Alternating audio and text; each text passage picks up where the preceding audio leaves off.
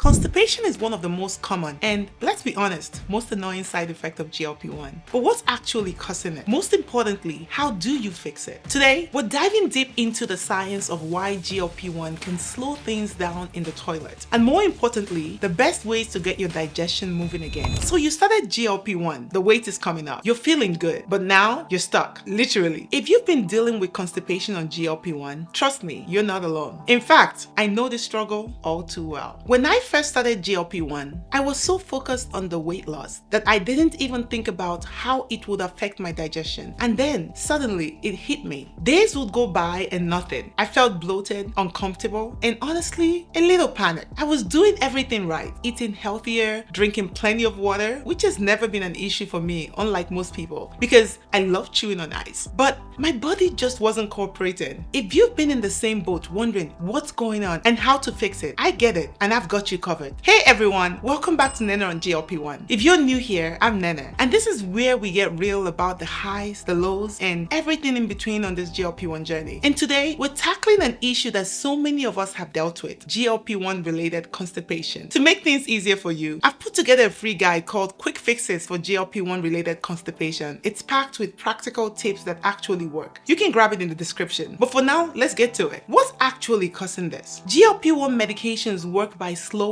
down digestion, which helps you feel full for much longer. That's great for weight loss. But when your food moves too slowly through your system, that's when the trouble starts. If you've noticed harder stools, bloating, discomfort, and even days without a bowel movement, you're not imagining things. Normally, your gut moves food along through a process called peristalsis, a series of muscle contractions that push everything through. But GLP-1 slows this process down, meaning food sits in your intestines longer, absorb more water, and become harder to pass. And all that leads to, you guessed it, constipation. And I'm telling you from experience, it's not fun. But here's what I didn't realize at first. It's not just the medication that's causing the issue. Other factors like not getting enough fiber and not moving around enough can make the situation way worse. And for me, it was actually both. One of the biggest things that helped me was making sure I was getting enough fiber, but in the right way. Fiber is a type of carbohydrate that your body can't fully digest. But that's exactly why it's so important. It adds bulk to your stool, helping it pass through your system more easily. There are two types of fiber, soluble and insoluble fiber. Soluble fiber found in foods like oats, chia seeds, and beans absorbs water and forms a gel-like substance in your gut, making stools softer and easier to pass. Insoluble fiber found in vegetables, whole grains, and nuts, they help move things along by adding bulk and speeding up your digestion. But here's what I didn't know at first. If you increase fiber too quickly, it can actually make things worse. I made that mistake, loading up on fiber-rich foods all at once. And let's just say, my stomach was not happy. The key is to start slow. Focus on fiber-rich foods like chia seeds, berries, leafy greens, and whole grains. But introduce them gradually so your body can adjust. While fiber plays a huge role in keeping digestion smooth, movement is just as important. I used to think exercise was just for weight loss, but I quickly learned that it also has a big impact on digestion. When you move, your digestive system moves with you. Walking, stretching, and even light yoga helps stimulate the natural contractions of your intestines, making it easier for food to pass through. Even something as simple as a 10 to 15-minute walk after meals made a noticeable difference for me. It doesn't have to be an intense workout. Just getting your body moving can really help. Now, let's talk about magnesium. This was another major shift for me. Magnesium is a mineral that helps relax muscles throughout your body, including the muscles in your digestive tract. When your intestines are too tight or sluggish, things slow down. Magnesium works by pulling water into your intestines, softening stools, and making them easier to pass. There are different forms of magnesium, but for constipation relief, magnesium citrate is one of the best options. It's gentle, effective, and doesn't cause cramping like some other laxatives might. Adding this to my routine made a big difference in keeping things moving regularly. But listen, if you've tried all of this and you're still struggling, don't ignore it. Severe or prolonged constipation can lead to complications such as hemorrhoids and rectal bleeding, just to name a few. And if it's been more than a week without relief,